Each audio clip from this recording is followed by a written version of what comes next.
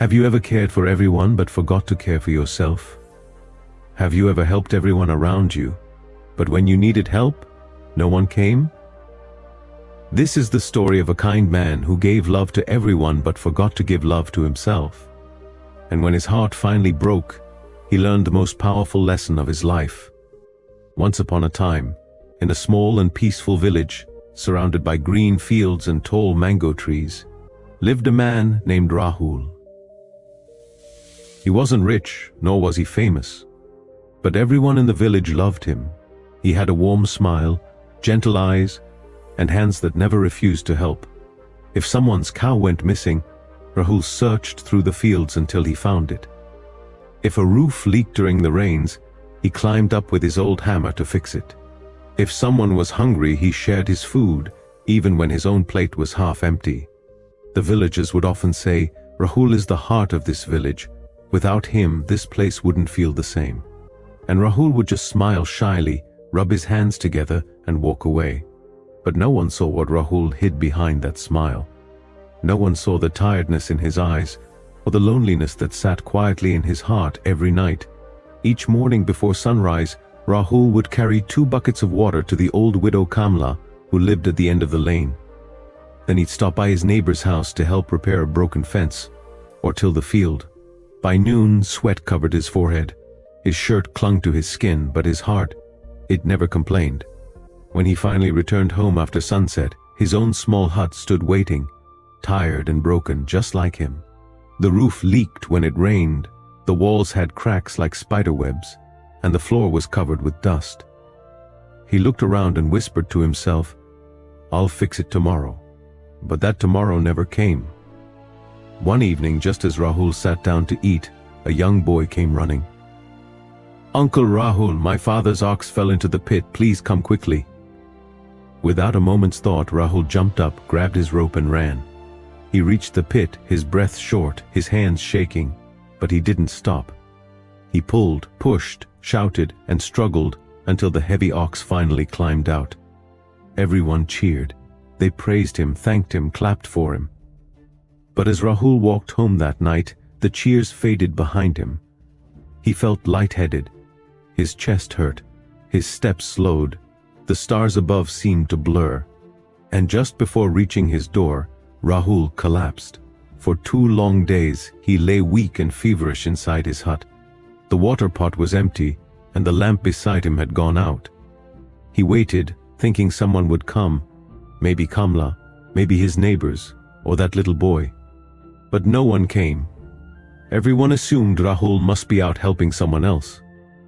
Lying there, Rahul stared at the cracked ceiling and whispered, "I gave my heart to everyone, but no one is here when I need them." Tears slid down his cheeks, quiet and warm. On the 3rd day, a wandering monk entered the village. He went door to door, blessing families and speaking words of peace. When he reached the end of the lane, he found Rahul lying near his door, pale and weak. The monk knelt beside him, poured a little water into his mouth, and waited until Rahul opened his eyes. "Son, why are you here all alone?" he asked softly. Rahul smiled weakly and said, "Because I was too busy helping everyone else. I forgot to take care of myself." The monk nodded, his eyes kind.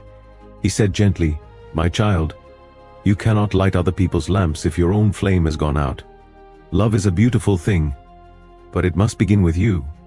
You cannot pour water for others if your own cup is empty."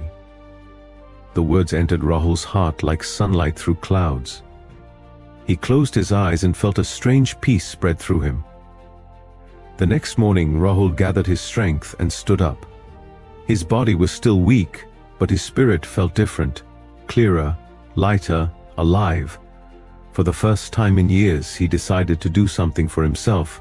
He cleaned his little hut. He patched the broken roof. He painted the walls with mud and straw until they looked new again. He even planted marigold flowers outside his door.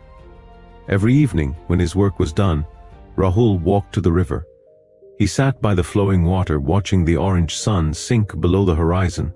The wind touched his face and he realized he had never felt this peaceful before.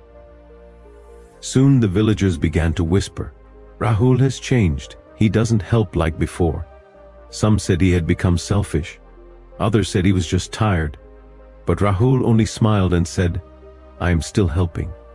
I've just started with myself." Weeks passed. Rahul's face looked brighter, his shoulders stronger. He laughed more often, walked with confidence and spoke kindly. But now, he spoke from strength, not exhaustion. When someone came asking for help, he didn't always say yes. Sometimes he said, "Let me finish my work first, then I'll come." At first people didn't understand, but over time they noticed something. Rahul's help now carried more meaning. His words comforted more deeply, his smile felt warmer, because he gave from a full heart, not an empty one. One evening Kamla came to visit him. She looked at the flowers blooming outside his hut and smiled. "You've taught us something new, Rahul," she said. "We used to think love meant giving everything away, but now we know we must care for ourselves too." Rahul smiled and replied, "When you love yourself, your love for others becomes pure and full." Slowly, the whole village began to change. People started helping each other, but they also took care of their own hearts and homes. The village became calmer, kinder, and more peaceful than ever before. As the sun set one golden evening, Rahul sat by the quiet river once more. The orange light reflected softly on the water, painting his face in peace. He closed his eyes and whispered, "Now I understand.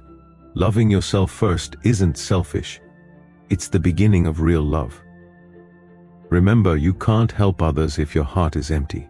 You can't love anyone deeply if you don't love yourself first. Take time to rest. Take time to heal. Take time to love yourself. Because the world needs your light, not your pain." If this story touched your heart, don't forget to like this video, share it with someone who gives too much, and subscribe to Life Lessons Library, where every story helps you grow your English and your soul.